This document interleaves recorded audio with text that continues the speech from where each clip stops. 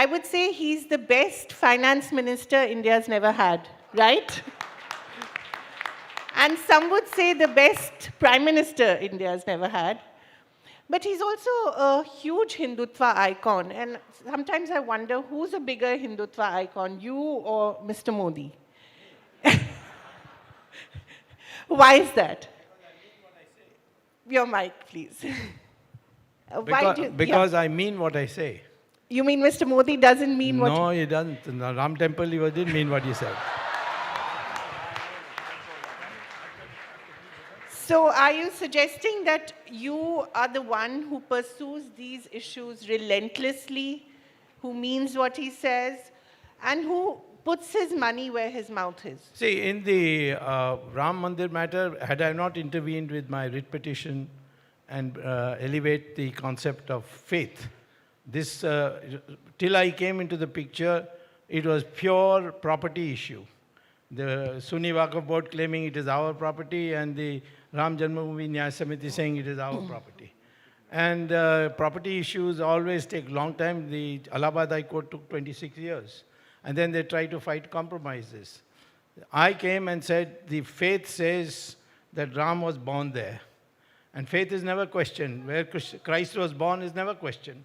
It was actually the dream of the mother-in-law of the King Constantine of Rome. And most of the holy sites in the world are on faith. So this also is on faith. And the court ultimately accepted that. That's why they gave the whole thing, the whole area, to the Hindus to build the temple. But do you think that CAA and NRC are the next logical steps after Ayodhya, or do you think UCC, as you have been propagating, is the next logical step? Well, I've been propagating that Uniform Civil Code, but I think the next logical step, in a narrow sense, would be Krishna Janmabhoomi and the Kashi Vishwanath temple. They have to be liberated too. But I think we are now in a state where we have a very, very, very serious problem, the economy. And I think that's what should get first priority now, first priority attention. You say that, but the government of which the party you're a member doesn't seem to acknowledge that. You said that I'm the best finance minister we never had. Yes. Tell Mr. Modi to try an experiment with me. I think you're far closer to him than I am. How often do you meet him, by the way? I meet him often. I keep running into him. Running into him, or do you actually... I don't ask for appointments because I know what he thinks, that he knows what I think. I've known him since 1972. Yes. When he was in the Vidyarthi Parishad, and I had just joined the Jansangh. So I know him very well. He knows me very well. We are very cordial. Whatever letter I write, he acts on it. But my problem is that I'm not only an economist, but I'm also a politician. And if I get the finance ministry and do well, people are afraid that I might turn around and say, well, now I'm saturated with finance ministry, please give me the prime ministership. And that is something he doesn't want. So do you think everyone has regarded you as a threat from Atal Bihari Vajpayee onwards? Vajpayee definitely regarded me as a threat, but I moved out of his way. I decided to continue with Janata Party. Then after Vajpayee went into comatose condition, then the RSS chief and Ashok Singhal, they came and made me merge the party with BJP, and that's how I'm in BJP. Do you regret that decision? No. DJ is a wonderful party. The workers are superb. You can't find people who work without taking a penny from you sincerely, if they are motivated ideologically. It's an ideological party at the base. And if you fool around with the ideology as Vajpayee did, they'll defeat you. They won't go to work. That's why after all the India shining that you press people, deluded Mr. Vajpayee with. He even called an early election. He called 6 months earlier. Yes, he was so convinced. So convinced. But the workers sat at home, said, we won't work. So if you don't have booth agents, you can't win an election. How do you think Mr. Modi came back? Modi came back is essentially because the Congress foolishness in opposing everything Hindutva, see. Is he here or is he gone? Then I can be a little more blunt if he's gone. No, it's all right. You can be blunt anytime. He's a nice guy. He's in the wrong party, though. Some would say that about you. Well, if Sonia Gandhi was not in Congress party, I might have considered joining You Congress were one party. of Rajiv's closest friends. Yes, I was Rajiv's very good friend. Why does Mrs. Gandhi hate you so much? Well, I know her history, that's a problem. Can you talk briefly in polite company about her history? She is the daughter of a soldier of Hitler's army. Did you know that? Yes, of course. Okay. I've read you very closely, Okay. Dr. Swamy. But you don't publish. Of course I do. And her mother was Mussolini's youth brigade. Yes. She has so far not disclosed where she worked from 1963 to 1968. But I know. You and have told us. And I won't tell. Yeah, but you've told Off the us. record, Yeah. I've told you. Yeah. And her corruption is just unbelievable. And so I'm prosecuting her on National Herald, and I'm sure that she's already out on bail, and soon she will be in jail. So therefore, what do you think? She will not like me at all. Do you think anyone will like me if you prosecute them like this? But you have a history of pursuing certain individuals. Yes. Right? Whether it's Jaya Lalita or even Ramakrishna Hegde. Yeah. God rest both their souls. And, you're uncompromising. Well, with Jayalalitha, you see, it was sometimes friend, sometimes enemy. Yeah, you were even responsible for that tea party. The Yeah, famous that's tea right. Party. Towards the end, throughout her, we had good relations, but she had this cinema history which had really warped her mind. In what way? She thought that everybody is purchasable and I am not purchasable. Nobody has tried, fortunately. Second is, she thinks that violence will overawe people. It didn't work with me. There are a lot of violence she did against me. And then after she was defeated in the elections in 1995, she came to my house because I had filed cases against her. And she said, to fight Karunanidhi, I need you, please join me. So I said that I can't, I've got cases against you. She said, I don't mind. Till the end, she did not object to my filing cases. Then we did very well, and then in Parliament, we became partners in the NDA. Yes. And then Mr. Vajpayee betrayed her. Yeah. He said, I'll give you this, I'll give you that, got her on board and then ditched her. Then she wanted me to bring him down, which I did. But then we relied on Sonia Gandhi, and she made a deal. After I brought down the Vajpayee government, Ms. Sonia Gandhi made a deal with Vajpayee that he will let Quattrochi go free from Malaysia, because he was going to be deported to India, if she doesn't allow us to form an alternative government. So we got ditched there, and so elections came, and people held us responsible for imposing such high costs. Yes. She lost, and she was very unhappy. And it went on like that. Then she would suddenly call me and said, let's have a chat. She was a very fine person, but she went through hell. And she herself used to tell me, I've been put through a ringer in my life, so don't expect me to be normal. But I was the only one who earned her respect because I never asked her for money. Most people used to go and the first thing they would ask is for money. And therefore, she had contempt for anybody who wanted money. Is your politics personal more or ideological more? If you mess with me, then it becomes personal. Who has dared to mess with you, Dr. Swamy? NDTV tried to mess with me. Yeah. It's gone. It's now on the way out. So Times of India also tried to character assassinate me. Now, How did they try to mess?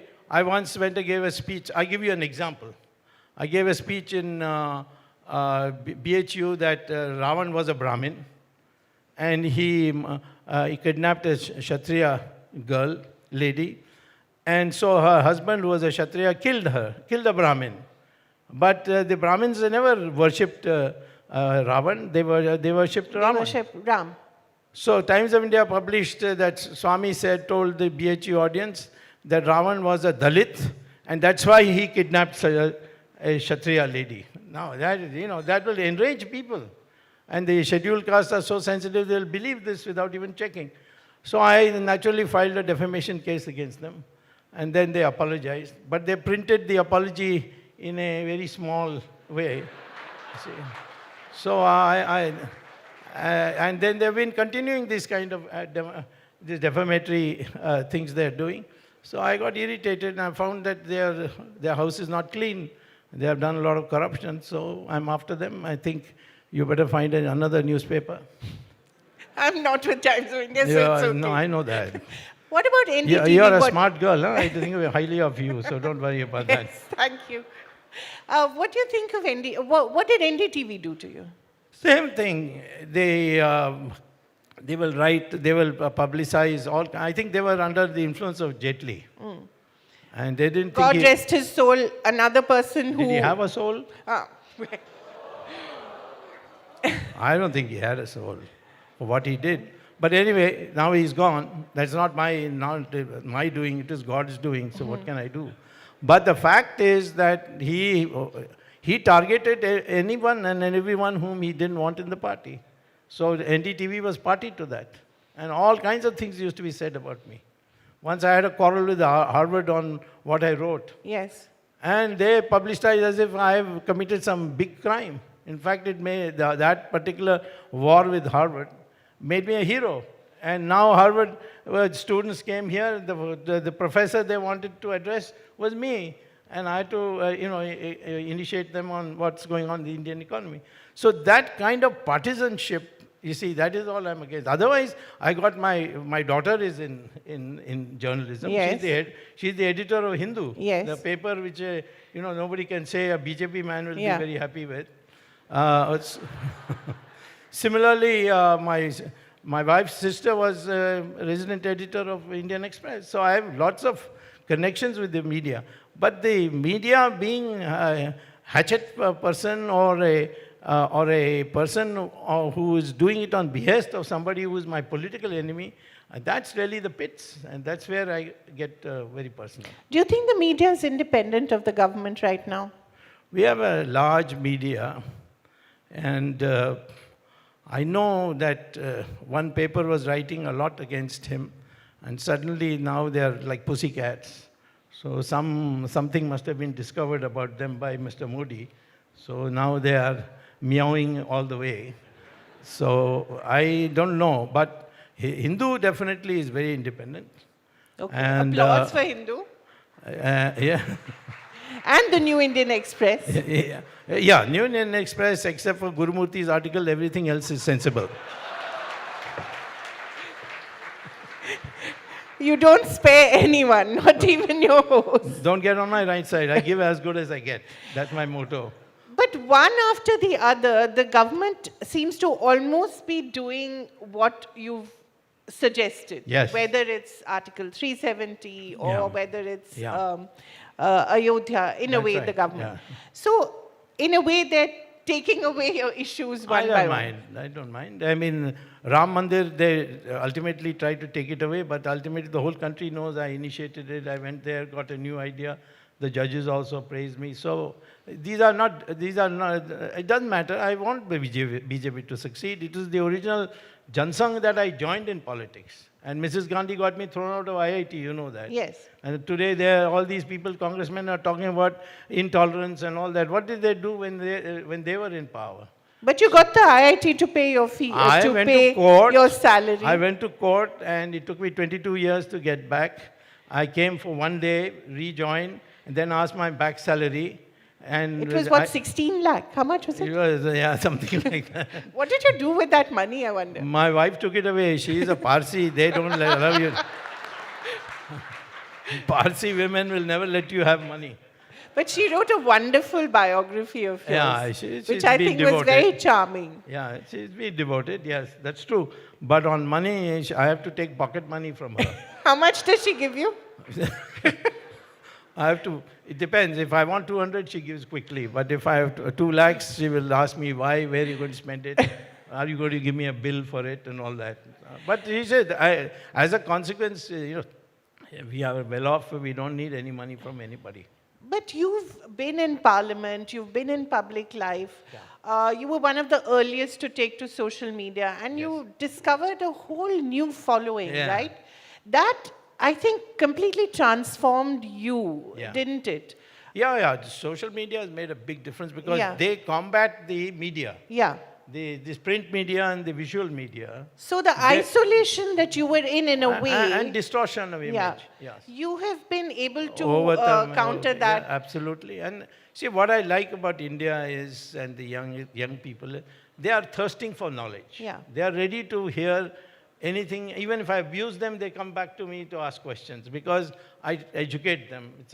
It's a process, and I think this social media has been one of the real reasons why there's been a massive transformation of awareness. Today, the social media has also become very critical of us because of what's happening on the economy. Yes. And they are responsible for Mr.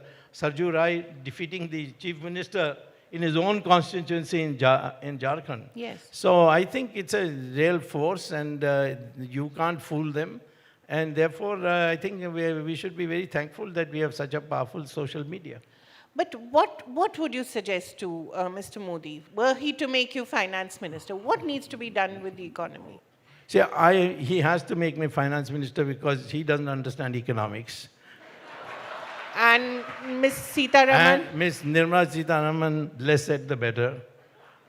And there's nobody who, you see, economics is a very strange science.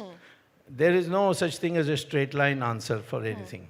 Supposing I raise interest rate like that mad fellow from America came, Raghuram Rajan. He went on raising interest rates. He said, well, I want to control inflation. But what was the other consequence? The cost of, capital cost of funding, you see, that went up, so small and medium industries started closing down. If you cut wages today, then the purchasing power also goes down. Yeah. Therefore, demand will go down. That's right. Today, our problem is really the demand problem. But Nirmala Sitharaman goes and gives tax exemptions to the corporate sector. The problem is not the corporate sector. The problem is where the purchasing power is to be spent. And that means putting it. Therefore, the best thing you can do today, which doesn't seem to get through the heads of anybody, is abolish income tax completely. And you'll see the economy will boom. It's such a harassment for income tax. Lower the interest rates for loans from 15% or 12% down to 9%. Raise the interest rate on fixed deposit to 9%. And you'll see the economy will start booming again. And therefore, you see, the fact is that economics is a macro subject, where one sector has an impact on another sector, which has an impact on another sector. That you have to understand. You can't just go to JNU and get a degree and learn anything, you see. What about jobs? Jobs That's is the a same thing. huge, You have to huge incentivize problem. the people for jobs. You have to have a system where you give skills to people, where you make it easy for people to go to schools which give skills. The ITI originally discovered, it's now lying in ruins, you see. Yeah. So labor should be skilled, and we have the largest young population in the world. The average age of an Indian is only 26 years, whereas the average age of a Chinese is 35. Yeah. Americans 37, Europeans 46, and Japanese 50. The young population, you give them, you find innovations. Innovations drive economic growth, not more capital, more labor. It's really innovations. And therefore, you have to motivate. And innovation means taking risk. And Indians hate to take risk. So you need a psychological change. You know, risk is not bad. Doesn't matter if you fail, try again. That kind of psychology we have to feed them when they're children. And that means the parents have a duty to do that. But all our bright boys are risk averse. And that's why they don't go for innovations. What do you think of the protests against CAA and NRC? Firstly, do you agree with CAA and NRC? Of course, I was the one who was called to. Amit Shah doesn't like to call me to speak in Parliament ever. Why is that? Well, he thinks I can't be controlled. That's the problem. Yeah. He doesn't know what I'll say also. So anyway, I don't mind. But this, on 370, on SPG for Sonia Gandhi and this CAA, I was asked to speak. And it's a very simple thing. This is a legacy which we have completed. The legacy started with the Congress Party. The first resolution of the Working Committee of Congress Party on November 24th, 1947 was precisely this, that those Hindus and Sikhs, they only named two. We have got Buddhists and Parsis and Christians also included. But those Hindus and Sikhs who are coming, they are coming because of religious persecution. They should be given citizenship. That's a Working Committee resolution of Congress of 1947. And then Mahatma Gandhi, just 1 month before his assassination, he said in a prayer meeting, these Hindus and Sikhs must be given citizenship. Then Manmohan Singh, 2003, leader of the opposition, tells Mr. Wadhwani across the aisle, who's Deputy Prime Minister and Home Minister, please do this. This is a gesture you must do. You must give citizenship to these people. Now, all of a sudden, they're all doing somersaults. What for? They haven't even read the bill, or they don't want to read the bill. The bill has nothing to do with Muslims of India. It is the Muslims of Pakistan who are not coming to India saying that we are religiously persecuted. I can't force a Muslim to come from Pakistan here so that your secular aspirations are satisfied. What about NRC? NRC is still a long time to come. It is about evicting people who are not citizens of India. Yes. Do you agree with that? Well, I agree with the concept, but I'd like to see the bill. I saw the CAB, it was called those days, Citizens Amendment Bill, and I was totally in favor of it, because this is a commitment we have to fulfill. And that too, the list has been prepared, and the cutoff period was also said, the December 31st, 2014. If you were 5 years before that in India, for this purpose, and you're an illegal migrant, we'll give you citizenship. That's all. That's the end. It's not repeatable. You don't think that the selection of the 3 countries is arbitrary? Why? This is part of the partition problem. Afghanistan we included because they were, after Taliban came, they drove all the Sikhs away. Right. So only the Sikhs are who have come from Afghanistan. Right. But Hindus, and mostly the scheduled caste Hindus, because they were doing Mazduri there, you see, and they were all exploited, so they came, they couldn't bear it. So Christians also came from Pakistan, and Buddhists came from Bangladesh, and Parsis, of course, came from Pakistan, Karachi. So we didn't have any Muslims from Pakistan who said that we are being persecuted. And yes, it's true that Shias could be persecuted, but they go to Iran, they don't come here. The Ahmadiyas go to Bahrain, they don't come here. Even intellectuals who come here, like Tariq Fateh, he has taken citizenship of Canada. And Taslima has taken of Sweden. They don't want to be here next door to Pakistan, they want to go away. So therefore, I think this is a wholly concocted agitation which has all the missionaries, Christian missionaries abroad financing it. And many of the terrorist organizations have joined it. It's an anti-national agitation, and it should be opposed tooth and nail, in my opinion. But do you feel, as a former activist as well, and you were part of the emergency, where there was a generation of student leaders that arose because of that. So do you feel that students don't really have a right to... They do have a right, but they must understand what they're fighting for. I have two grandchildren. They say they're fighting for the Constitution. They read the preamble. They sing the national anthem. Well, they may sing the national anthem, but what are you fighting about? Say Article 14, equality before law. I said, have you read Article 14? Supposing tomorrow I say I'm a Brahmin, and the scheduled caste is getting reservation. Equality before law, I should also get reservation. I don't get reservation because I'm not equally placed with the scheduled castes. Therefore, I don't get it. So Article 14, the Supreme Court has numerous times interpreted, it is equality of equals. It is not equality of unequals. And that is why I can give the reservation to a scheduled caste but not give it to a Brahmin. So this is the thing that they have to understand. And where is this equality? I mean, Pakistani Muslim, I have to treat him equal to an Indian Muslim. I cannot do that. But you've offered citizenship to Musharraf. Musharraf, yes. That is not for for religious persecution. That's because he has a lot of information, so we can gain by his coming here.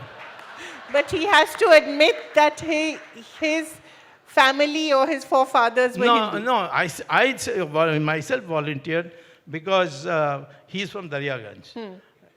He was also my friend, by the way. I have been to Pakistan a number of times when he was military ruler. One day he asked me whether I will inaugurate his office in Rawalpindi. So I went, it's a lovely office. Then I asked him, why you asked me? He said, my mother told me if you want to inaugurate a building, you must call a Brahmin. That's why I have called you.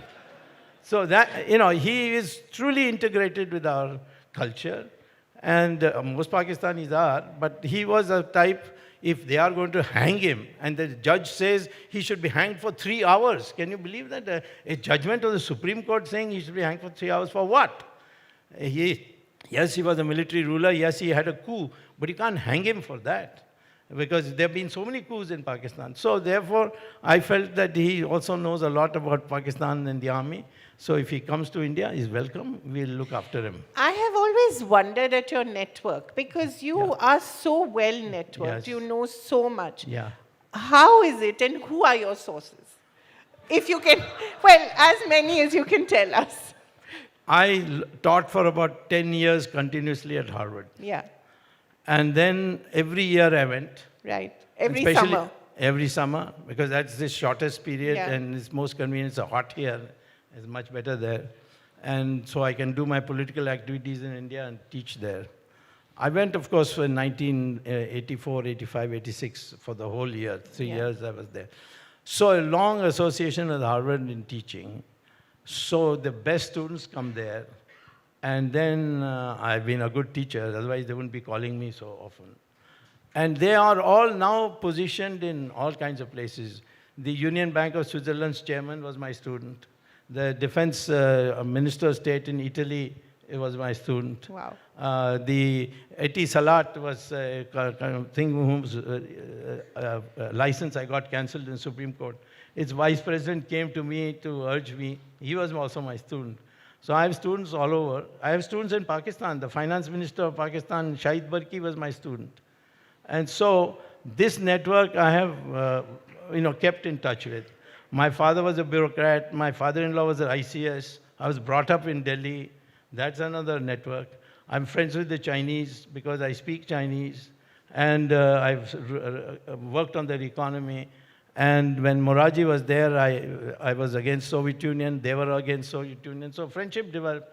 These are Iran. I go to Israel and Iran at the same time. There's no Indian who can do both. Do both. I have done it.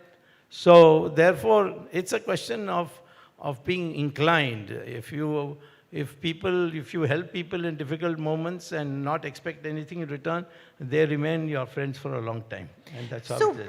So would you say, in a sense, you're the archetypal Lutyens person, Me? whom this government actually has an antipathy to?